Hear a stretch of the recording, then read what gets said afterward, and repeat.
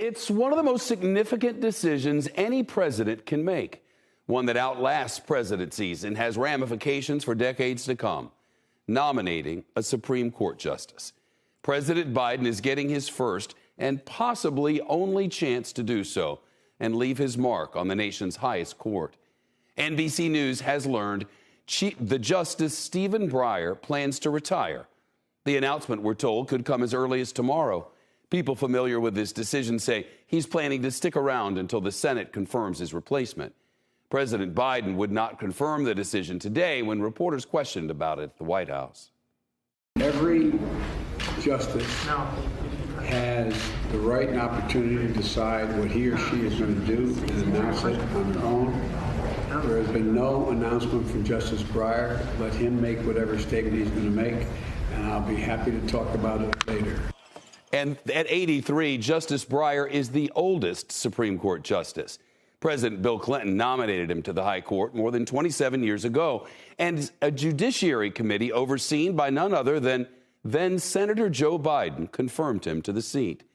Breyer is one of just 3 remaining liberal justices on a court that holds a 6-3 conservative majority.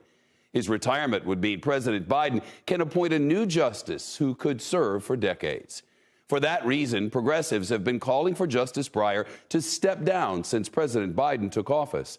On the campaign trail, the now president committed to choosing a black woman for the seat. The fact is, what we should be doing, we talked about the Supreme Court.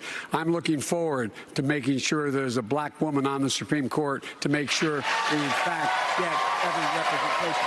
Not a joke. Not a joke.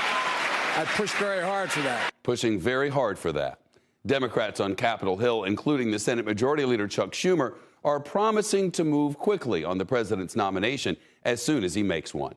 We have complete coverage tonight. CNBC's Kayla Tauchi on the president's potential shortlist, NBC's Sahil Kapoor on the confirmation fight that's already brewing, and SCOTUS blog media editor, attorney Katie Barlow, with the impact on the court. But first, NBC's Pete Williams, who broke the news today. Pete, what do we know about how Justice Breyer came to the decision?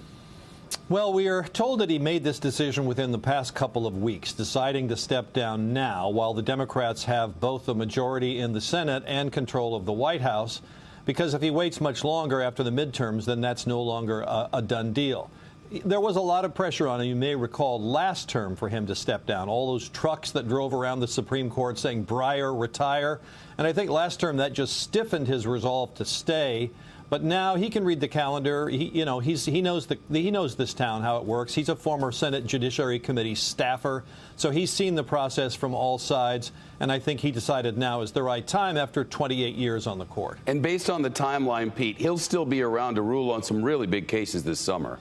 Oh, absolutely. Right. This doesn't change anything about the pending cases. Of course, the cases that have already been argued, remember, he's already voted on those. The court has already voted. They're just in the process of writing the decisions. But yes, he'll be present when the Supreme Court hands down the big decision on abortion and on other cases, including gun rights, religious freedom, environmental law. So it's going to be one of the most momentous cases, most momentous terms in decades. And he'll be around until the summer.